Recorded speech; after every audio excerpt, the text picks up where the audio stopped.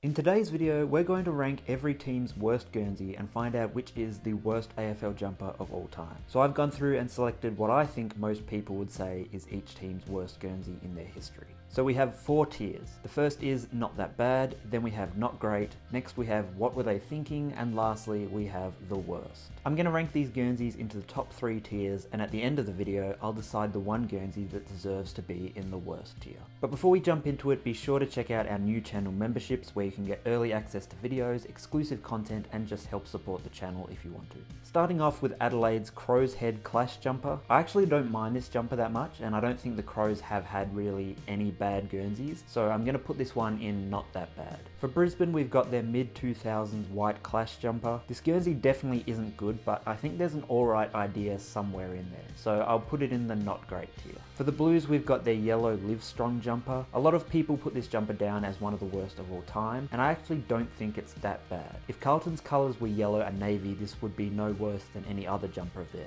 So for that reason, I'll put it in not that bad. Next, we have Collingwood's 90s pre-season Guernsey. Now this one is ugly. There's thin stripes, normal stripes, and that weird slash looking thing, and then there's the overly detailed magpie just slapped on the front. This is definitely a what were they thinking. For the Bombers, we've got their seatbelt Guernsey. I get that it's for a good cause, but it just looks kinda silly, so I'll put it in the not that bad tier. For Freo, we have the 3D anchor. I don't care what anyone says, I love this jumper, and it's going in the not that bad tier. For Geelong, we have this 85 years of Ford Guernsey. I genuinely hate this jumper. You could do a lot of cool designs based around the cat's head, and this is just kinda lazy. Plus, what does this design have anything to do with Ford? This one's going in the what were they thinking tier. Next, we have the Suns Blue Clash jumper, or as I call it, the Smith's Chips original packet. Gold Coast definitely need a blue jumper in their set, but this isn't it. It's going in not great.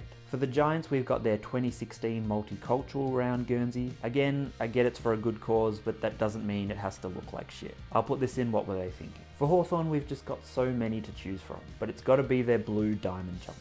This is the definition of what were they thinking. I will say I appreciate the Hawks being creative and trying new things over the years, which is better than, say, Essendon. Next up is Melbourne and this Clash jumper from 2017. So I used to say that if teams couldn't come up with an adequate Clash jumper, the AFL should just make them wear a blank white jumper with their logo on it as a punishment. This is what those Guernseys would have looked like. This is going in what were they thinking. For North, we have their 2023 Super Clash Guernsey. I get that the idea is to make a jumper kids might like, but let's give the kids some credit, they're not idiots, and they know a crap jumper when they see it. This one's going in what were they thinking. For Port, we have their 2002 training jumper that they actually wore in a game. This one's pretty self-explanatory, it's a literal training jumper. What were they thinking? Next, we've got Richmond's grey pre-season jumper. This wasn't a training Guernsey, but it looks like one.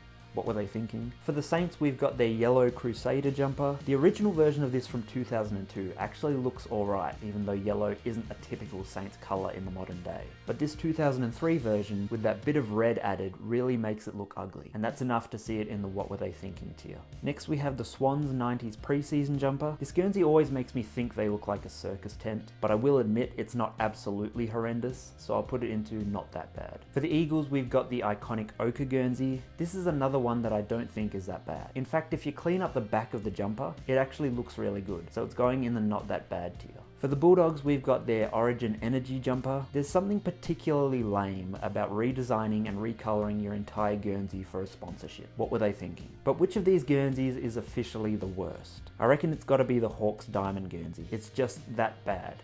Enough said. Let me know which is your worst Guernsey ever in the comments, and I'll see you next time.